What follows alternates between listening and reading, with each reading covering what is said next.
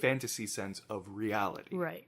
Whereas the call center is just fantasy. Right. It's rockabilly fantasy. It feels like it belongs in Fallout. Right. Totally. Whereas the Continental, that seems like a very just upstanding, high-end, hotel in New York. But then you go in deeper, you find the lore of it, the fantasy of it. Right. Whereas you just walk into the call center, you're like, what is going on here? There's no facade. Right. I just have to say, though, the fight scene with the two dogs, John Wick and Halle Berry, was one of the coolest fight scenes in the series. Yeah, there were some cool tricks. Yeah. The dogs did things. The dogs they definitely did things. They went for a lot of crotches. Oh, a lot. And would not let go. No. Like, there was elongated scenes of a dog just tugging on a dude's crotch. Yeah. Just ripping at it. And it was quite uncomfortable. And there was several parts with the dogs where everyone in the crowd was just like, yeah. No, my crowd was silent and stone-faced watching those. Like sociopathic murderers. Yes. They did, however, react to the part where the ballerina's toenail fell off, which didn't even faze me at all. That genuinely happens. Yeah, everyone in my theater was like, no, so I was sitting next to these two huge, probably current or former military guys. Good. And they were chuckling through certain things, and Sure. they were reacting similarly to most everyone else's reactions. And when that toenail came off, the bigger one just leaned to the other one and went, "Oh man." Yeah, that was the only part of the movie where I was like, "What? You're scared now? What?" Yeah, that was creepy. It was interesting. They're giving John Wick more background. Yes. Jordani Jovanovic or whatever. Something like that, yeah. Yeah. It was interesting that he has a background in, the Black Widow Assassins Club or whatever. I mean, it had to be something. Yeah. I mean, that's fair. He's not a guy who started training with a military at 18. Yeah. He's got a little bit more of a base than that. Mm-hmm. I did like when they walked by the boys, they were practicing the maneuvers he uses in the fights, which I thought was cool that they wrapped that in there. Yeah. Back to the dogs, though. Mm-hmm. The two German Shepherds. There was one scene in particular that set it at a level above a lot of the other fights. There's a part where Halle Berry shoots 5 people, and it's a one shot, and it turns over to John Wick, who's wrestling a dude, and he throws him onto the ground against the truck, disarms him, shoots the guy, and as the guy falls, the camera follows the guy fall, and then a dog runs up 4 levels, chomps on a dude's crotch, they fall, and then the other dog runs from the other side and clotheslines the dude by grabbing him on the shoulder, and then John Wick shoots the guy on the ground, and it was all one shot. And it was one shots are hard. Yeah. Doing a one shot with an animal, let alone 2 animals, that's impressive. That shot happened, I was like, my jaw dropped. That was so cool because it was very orchestrated and well done, and with dogs. Was, I don't know. I was just blown away by that shot in particular. I mean, the training that goes into the movies also is legendary. Yeah. Apparently Halle Berry worked with those dogs for 6 months. That's crazy. Specifically, those dogs. I loved those dogs. It was so good. I mean, they're very well-trained dogs. They're scary dogs. Apparently Keanu Reeves was not allowed to look at them in the eye. I loved the scene when he's trying to convince her to help him, and they're talking, and the 2 German Shepherds just prop up on the sides and just stare him down the entire time. Ugh, so good. I don't know. I loved this movie. I don't think it's my favorite John Wick, though. No. The first John Wick, I think, is still my favorite of the three. Yeah, I guess that I would agree with that. I definitely wasn't preferring this movie over the other two because of all the things we've already discussed. Right. And because they had a fight scene where they were fighting betwixt big puddles of molten metal with cones of delicately arranged spices, and they didn't pay off either of those things at any point. Well, that's, I think, what drops it down. It could have been, I think, my favorite, but they didn't keep continuity within themselves. Mm-hmm. The sword going into John Wick's shoulder at the beginning of the movie did not come back. Right. Every wound that he got in every other movie came back later in the movie as a detriment. Right. Like, stitches would open. Right. And all these different things. That sword wound in his shoulder that nicked an artery. Right. Didn't come back. I did like the doctor scene. I did too. I enjoyed that.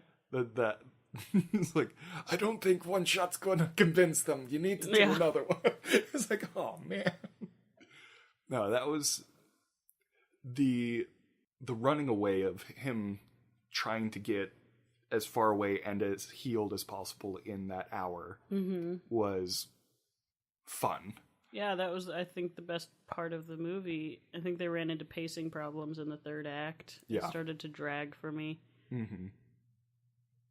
I am curious where they're going to take this series, though.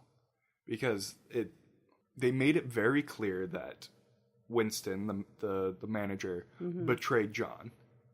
But in a calculated way to make sure John got away and got to the underground. Sure. And I want to see the fourth one just to see the payoff.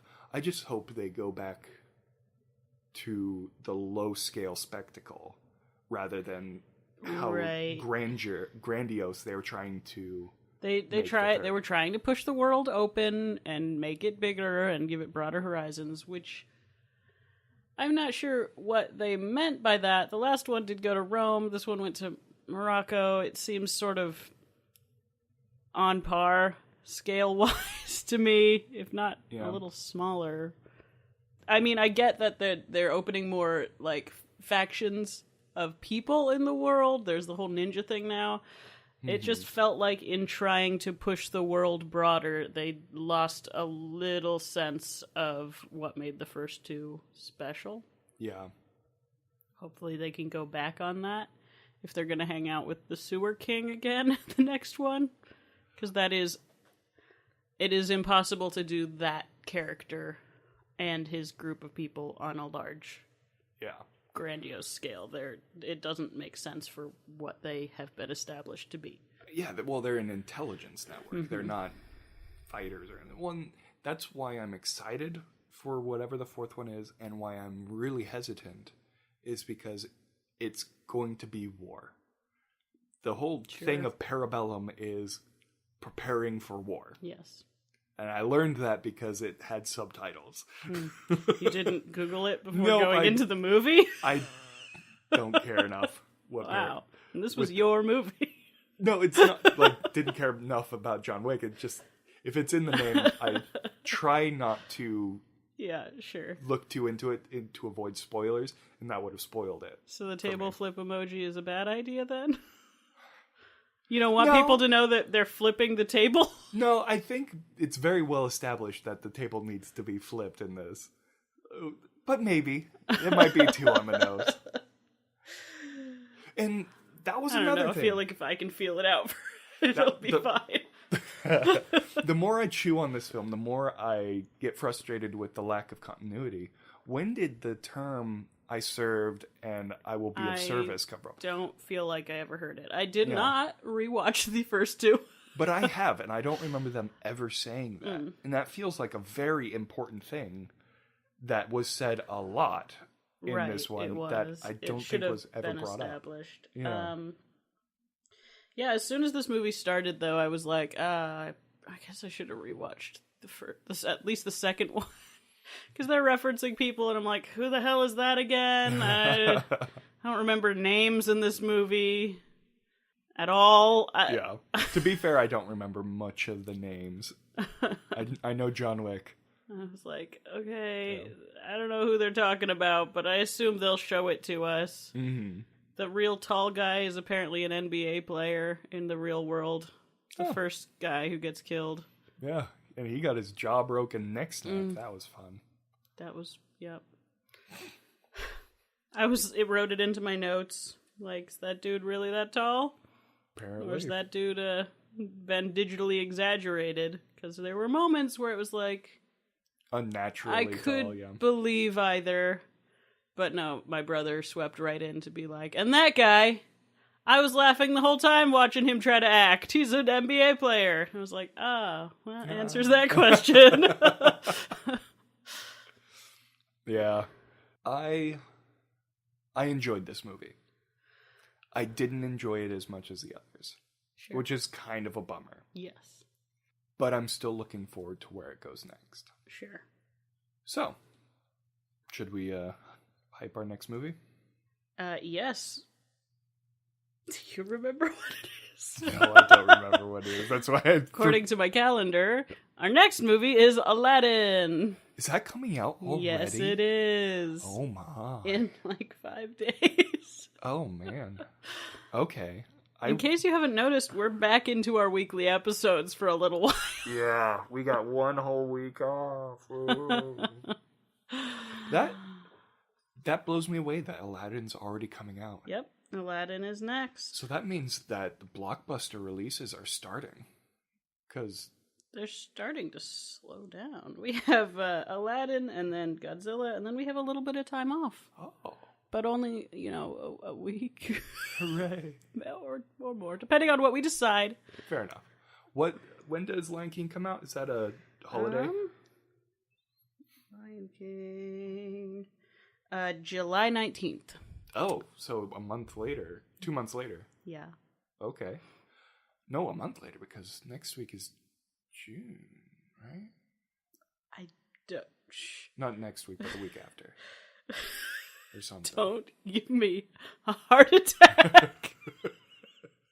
I have to have all of Wizard of Oz costumed by the second. I still need to obtain gingham to make a Dorothy dress. What's gingham? It's the fabric, style? the kind Gingham with all the style? little squares. Yeah, you're really funny. that dress is Isn't made that of. just plaid? It's called gingham. It's the even blocks made of 2 colors that create the illusion of 3 colors. Okay. Yeah. I'll believe you. You know more now. You're smarter now. You're You're welcome. What's the do-do-do-do? The more you know. So, Aladdin. Next week. Yes. Honestly, I was not wanting to see it, but the latest trailer has brought back a little bit of hope. So I'm hoping it'll be good. Yeah, I'm definitely willing to see. Like I said, I've seen this as a play, like a musical in theater, and I've done this as a musical in theater. So the story is less untouchable to me than a lot of our peers who have only seen the cartoon with Robin Williams. Right. So I feel like I'll have less of a hard time accepting it than maybe you will, because I've seen all of these characters in other ways several times already. Fair enough. I think I'll feel that way with Lion King. Because I have seen live productions of Aladdin. Right. Where I've not seen anything other than the cartoon of Lion King. But the only thing I'm hesitant about is the genie. But I actually, strange as it is, it was an Imgur post that changed my mind. Okay. And that it was a picture that I guess Will Smith put up of a drawing of his genie and Robin Williams' genie. And it was him saying, I know our characters don't have feet, but you left really big shoes to fill. I hope I can do it justice. And you were like, onions. God damn it. I can't hate the guy for trying to do his best, and Will Smith is going to put his heart and soul into it. I know it. That's just who he is. Yeah. And so I'm going to do my best to enjoy it. I think it'll be good. It was my favorite Disney movie as a kid. like by a lot. Right. I would